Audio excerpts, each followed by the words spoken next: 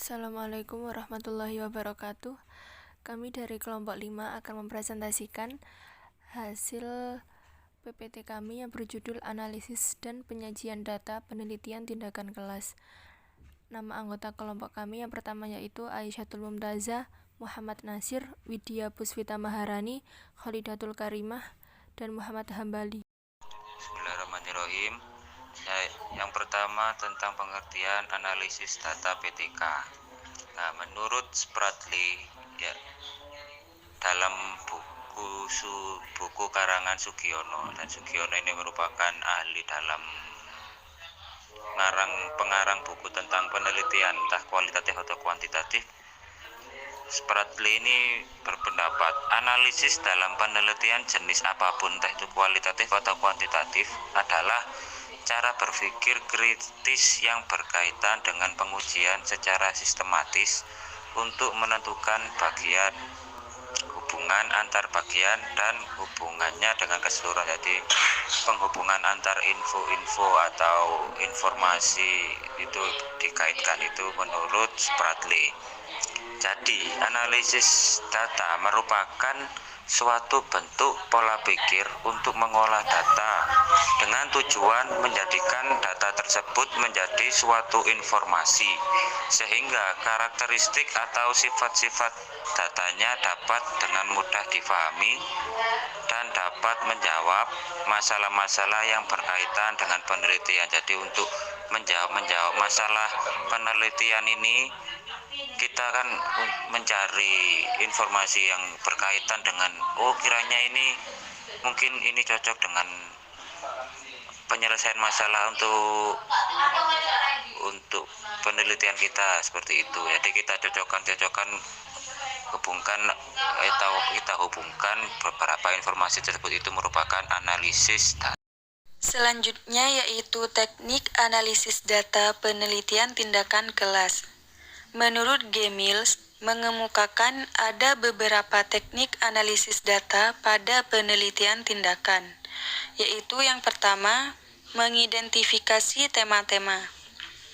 Nah, dari data yang sudah terkumpul melalui proses induktif, dapat diidentifikasi sebagai tema-tema tertentu. Kemudian hasil pengumpulan data akan memberikan gambaran tentang tema-tema hasil penelitian.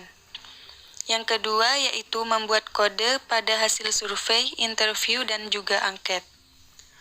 Kode akan membantu kita untuk menganalisis data pada tahap selanjutnya, atau untuk memudahkan dan juga menemukan pola-pola dan arti dalam kata. Yang ketiga yaitu mengajukan pertanyaan kunci. Pertanyaan kunci akan membantu data mensistematiskan yang dapat membentuk informasi yang menyentuh.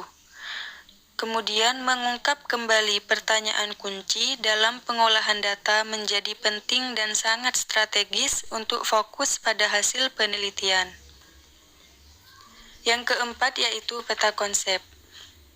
Memetakan secara visual faktor-faktor yang terkait dengan subjek, data, proses pembelajaran, masalah, dan sebagainya. Jadi, konsep sangat perlu kita siapkan supaya memudahkan pemahaman yang komprehensif dan keterkaitan antar konsep. Selanjutnya yaitu analisis faktor yang mendahului dan mengikuti. Kemudian yang keenam, ada penyajian hasil temuan dalam bentuk tabel, grafik, peta, bagan, gambar, dan lain-lain. Yang ketujuh, yaitu mengemukakan apa yang belum ditemukan. Jadi, kita menguraikan hal-hal yang belum ditemukan atau yang belum terjawab. Tujuan analisis data dalam penelitian tindakan kelas ada 4. Yang pertama, untuk dapat mendeskripsikan data sehingga bisa dipahami. Data yang sudah terkumpul dijabarkan secara rinci agar dapat dipahami. Yang kedua, mendudukkan berbagai informasi sesuai fungsi hingga memiliki makna dan arti yang jelas sesuai tujuan penelitian. Informasi yang terkumpul dipilah sesuai kategori. Yang ketiga, membuat kesimpulan dari penelitian tindakan kelas. Dengan analisis data, maka akan mudah dalam menyimpulkan hasil penelitian. Yang keempat, untuk mengambil keputusan berdasarkan analisis data. Berdasarkan data yang sudah terkumpul, maka peneliti akan mengetahui tindakan atau keputusan apa yang dilakukan untuk meningkatkan keberhasilan pembelajaran. Selanjutnya yaitu macam-macam analisis data penelitian tindakan kelas. Yang pertama yaitu teknik analisis data secara deskriptif. Teknik ini digunakan untuk menganalisis data dengan mendeskripsikan atau menggambarkan data yang telah terkumpul sebagaimana adanya tanpa bermaksud membuat generalisasi hasil penelitian. Jadi, laporan dalam teknik analisis data ini menggunakan narasi. Yang kedua yaitu teknik analisis data secara inferensial. Teknik ini digunakan untuk menganalisis data dengan membuat kesimpulan yang berlaku secara umum. Untuk selanjutnya, yakni langkah-langkah analisis data. Seperti yang telah kita ketahui sebelumnya, bahwa jenis data ada dua, yakni data kualitatif dan data kuantitatif. Untuk data kuantitatif, teknik analisis data yang digunakan sudah jelas, yaitu diarahkan untuk menjawab rumusan masalah atau menguji hipotesis yang telah dirumuskan dalam proposal. Dan biasanya menggunakan metode statistik yang sudah tersedia. Kemudian pada data kualitatif, data diperoleh dari berbagai sumber dengan menggunakan teknik pengumpulan data yang bermacam-macam atau triangulasi dan dilakukan secara terus-menerus sampai datanya jenuh. Kemudian langkah-langkah analisis data, yaitu 3 teknik pengumpulan data, yakni pengalaman, pengungkapan, dan pembuktian. Pengalaman di sini yakni berkaitan dengan satu teknik dalam pengumpulan data dengan pengalaman seorang guru yang sekaligus bertindak sebagai peneliti dapat dengan mudah melakukan pengumpulan data terkait dengan subjek penelitiannya. Hal ini disebabkan pengetahuan situasi dan kondisi terhadap kelas pembelajarannya. Yang kedua, pengungkapan, yakni pengungkapan yang dimaksud di sini adalah bagaimana seorang peneliti melakukan pengumpulan data dengan cara wawancara terhadap subjek penelitian atau terhadap siapa saja agar supaya terkumpul data yang diperlukan.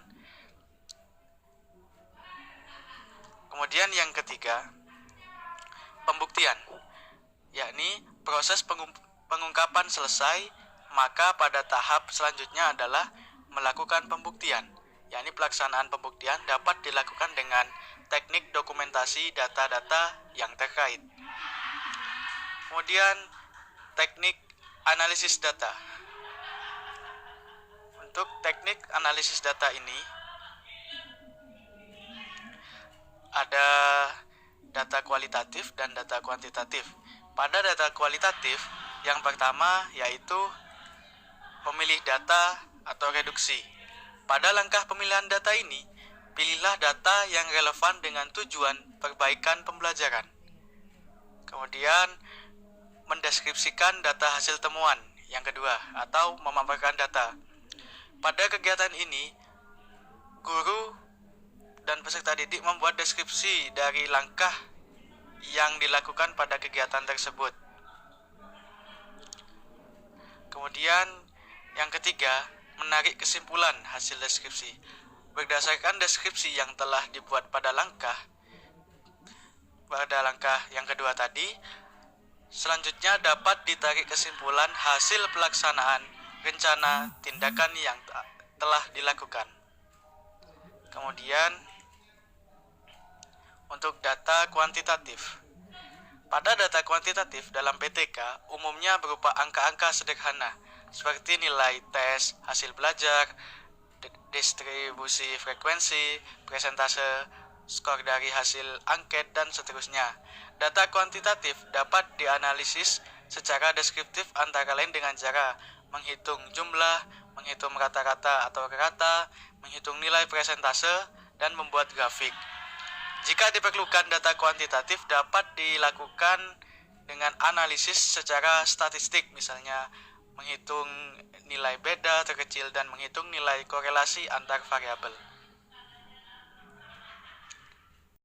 Sekian dari kelompok kami, kurang lebihnya mohon maaf. Wassalamualaikum warahmatullahi wabarakatuh.